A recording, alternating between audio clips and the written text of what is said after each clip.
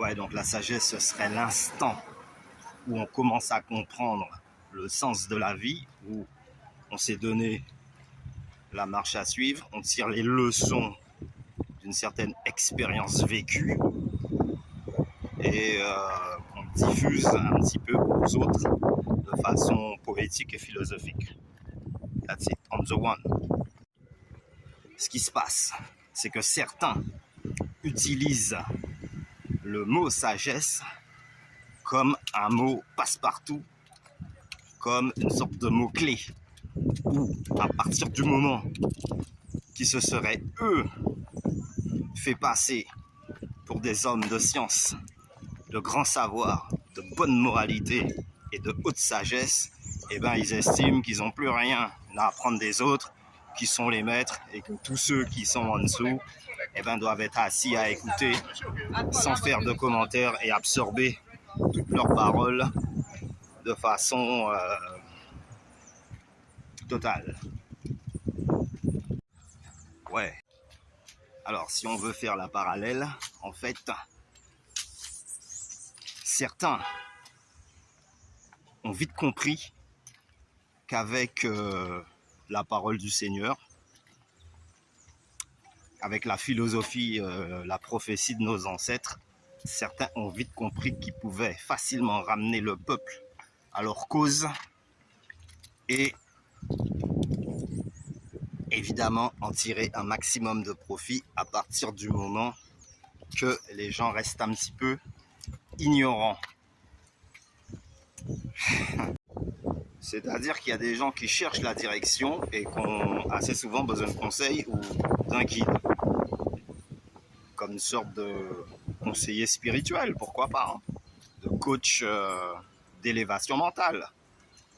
Sauf que les personnes en question s'improvisent messagers, s'improvisent prophètes et en fait emmènent ce peuple-là vers des faux chemins. Et comme dirait un de mes rappeurs préférés, Rocking Squat, eh ben, tu crois à tout ce qu'on te dit et donc tu ne vérifies rien. Le problème, c'est que lorsque tu vérifies, tu empruntes leur faux chemin. Donc à aucun moment, tu peux atteindre la félicité, la sérénité d'esprit et le développement intérieur. Visualiser un petit peu ton champ d'action et ta ligne d'avenir en fonction de ce que tes capacités, de ce que tu es capable de faire. On est d'accord. D'autant plus que quand on parle de sagesse, c'est une jolie fille. Vous avez vu le lot. Quand on parle de sagesse, c'est d'abord valable pour soi et ensuite pour les autres. C'est pas la peine de donner des conseils, d'estimer que les autres devraient suivre, alors que soi-même on ne fait pas figure d'exemple. Si tu dis que tu maîtrises un degré de sagesse, exemplairement parlant, tu dois être irréprochable.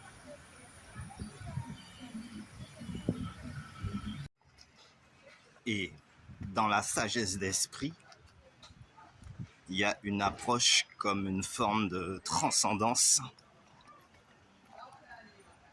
avec le monde invisible. C'est-à-dire, c'est la frontière entre les deux. La frontière entre le monde réel et le monde de l'illusion, le monde de l'imaginaire.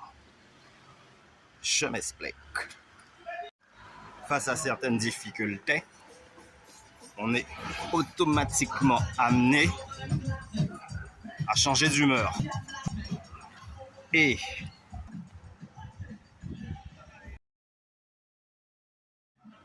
face à certaines situations complexes, on est obligé de plus ou moins soit redresser les épaules, soit courber le dos. C'est-à-dire soit accepter la situation ou alors faire face, mettre ses gants de boxe, monter sur le ring et mettre tout le monde KO, quoi. C'est l'un ou l'autre. Dans un cas ou dans l'autre, il faut maîtriser les deux parties.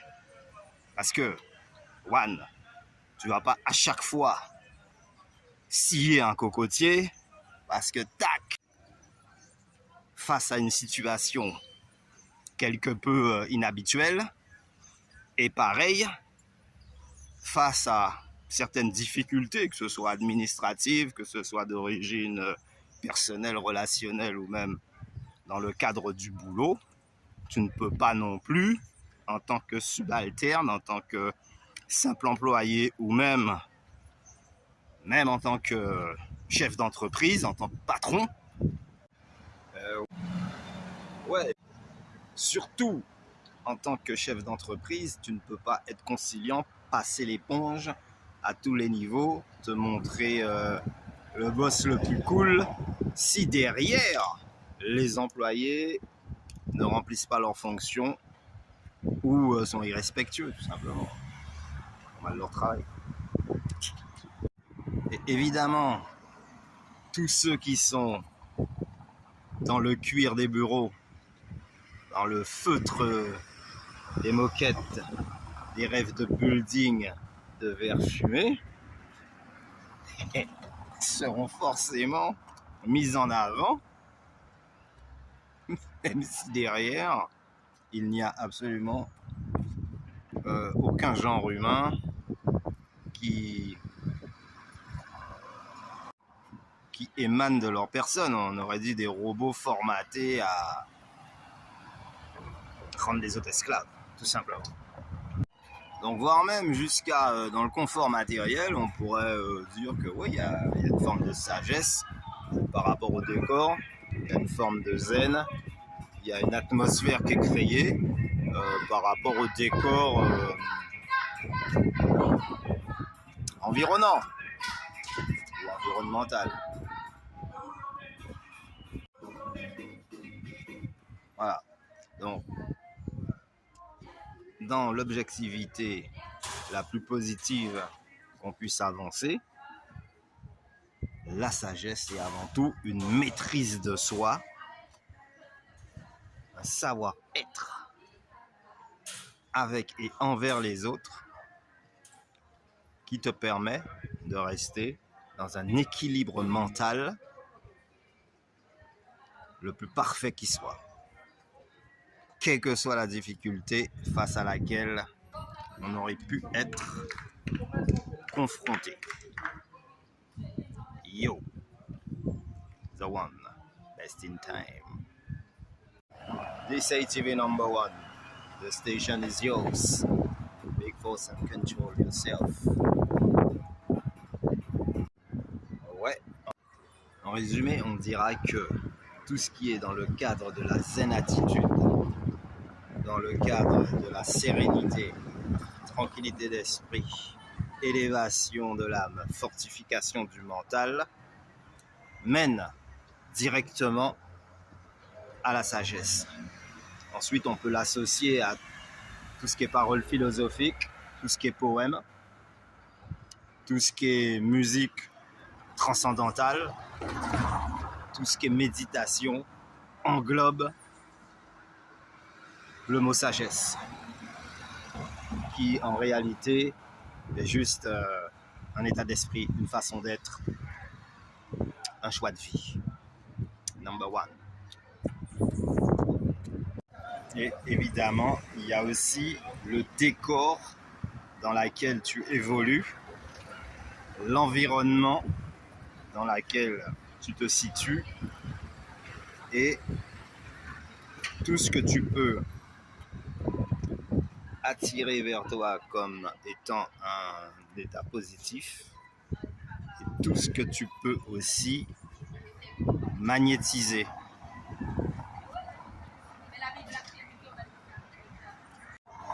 Le fait de susciter une certaine attraction chez les autres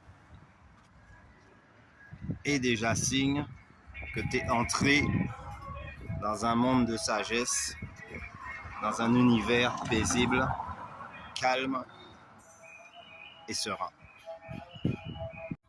Maintenant, tu peux aussi bien atteindre un degré de sagesse à la limite de la perfection, même si tu es dans un environnement hostile. Parce que souvent, c'est dans l'adversité que tu deviens le plus productif et que tu deviens le plus apte à résister.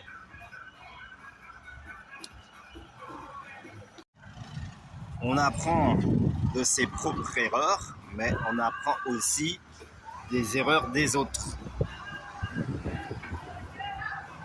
Et souvent, l'échec, c'est la clé du succès. Et combien de fois on en a vu quasiment allongé par terre, et puis, autre temps, autre mœurs, tu vois que ça y est, les mecs se sont refaits, et maintenant c'est eux qui donnent des conseils aux autres. Alors qu'il y a quelques temps, ils étaient un petit peu comme des chiens errants perdus sans collier. Comme des chiens errants perdus sans maître et sans collier.